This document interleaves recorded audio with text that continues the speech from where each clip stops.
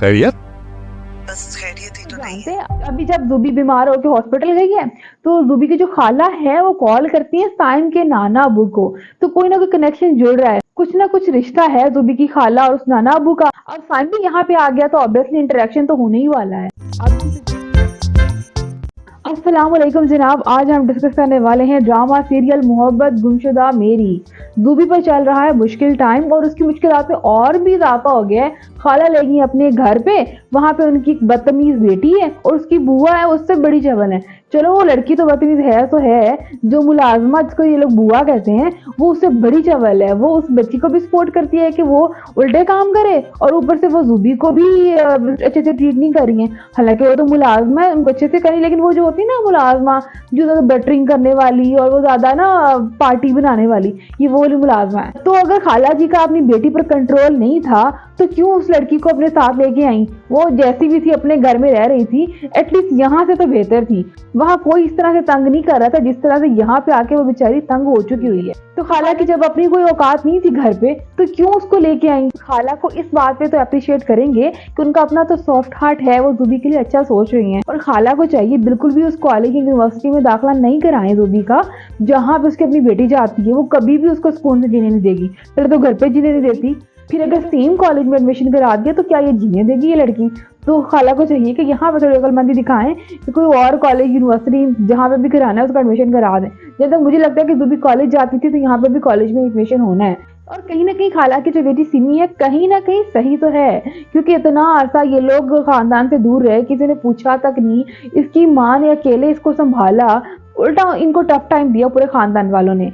और इसलिए वो कहती भी है कि भैया आज तक तो हमारे को रिश्ते हमारे घर तक नहीं आए, आज ये कहाँ मेरी कदर एकदम उठ के आ गई है। बुआ को शक हो गया कि कोई ना कोई चक्कर तो है कि लड़की के साथ कोई ऐसा सीरियस मैटर है जिसकी वजह से ये यहाँ पे लेके आई है। खाला को एटलीस्ट बुआ को सच्चाई नहीं बतानी चाहिए थी कि एक्चुअली में ज़ोबिया के साथ हुआ क्या है, लेकिन खाला बता देती हैं। बुआ को इतनी कोई चीप है, लाइक तुम तो बड़ी हो ना, बड़े होने को कहीं ना कहीं मुजाहरा करो। देखा होता है कि जब ये ड्रामा देख रही थी जिसमें लड़की भाग गई थी, उसका बाप जो मिन्नतें तरले कर रहा था किसी आंटी के, तो वो वाला सीन देख के ज़ोबिया भागी थी। तो वो यही बात बता देती है सिमी को और सिमी इस बात का फायदा उठाती है।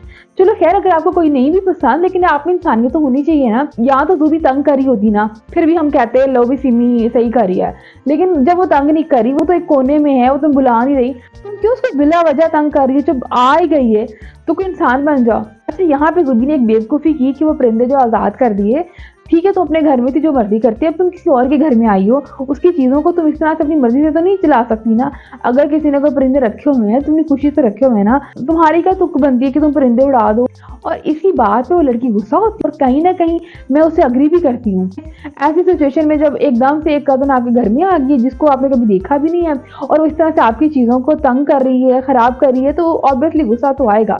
यहाँ तो गुस्सा आना बनता था। लेकिन इसमें सिमी की जो लड़ाई है वो बहुत स्टूपिड है। लाइक वो क्या करती है बेचारी जो ज़ुबी है उसके बेड पे पानी डाल देती है, लेकिन खैर खाला को पता चलता है तो अपने साथ ले जाती है। उसमें वो जलबुन जाती है कि मेरी माँ के साथ ये क्यों सो रही है। कहीं ना कहीं सिमी को बच्चों वाली जलसी हो रही है कि कहीं माँ मेरी शेयर ना कर ले कोई, क्योंकि वो अभी तक अकेली थी इस घर में जो माँ की अटेंशन ले रही थी। अब अटेंशन डिवाइड हो रही है तो उसको अच्छा नहीं लग रहा है। सिमी सबसे स्टूपिड हरकत करती है।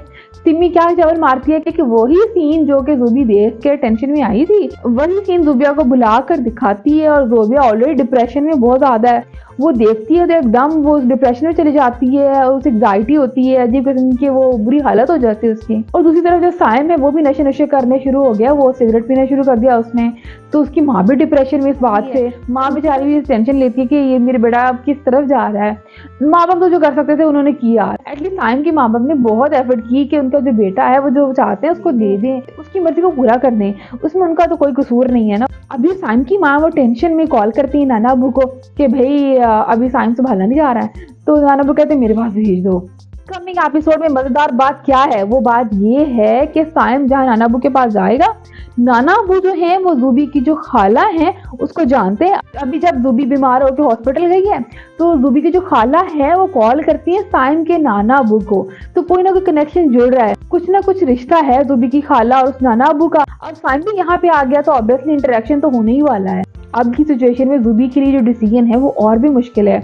इनकेस साइम से इंटरेक्शन होती है तो क्या ज़ुबी फिर से कहेगी कि साइम के साथ जाना है, उससे मिलेगी? अगर मिले किसी सूरत हाल में तो भी खाला भी यही कहेंगे भाई तुम तो अपने हस्बैंड से बात नहीं, ऑलरेडी बुआ ये बात कह भी चुकी हुई है भाई कि ऐसी लड़की को तुम घर ले आई हो तो हमारी अपनी बच्ची पे असर पड़ेगा। अब जो जुबी ने फैसला लेना है वो बहुत अकलमंदाना तरीके से ले रहे हैं, लेकिन मुझे लगता है यहाँ पे खाला कोई अच्छा फैसला करेंगी, वो बात करेंगी साइम और उसके नाना से और मामले को सॉर्ट आउट करेंगी। तो सिचुएशन कुछ इस तरफ जाने वाली है। अभी तो मुझे ही लग रहा है, आपको क्या लग रहा है आप बता सकते हो।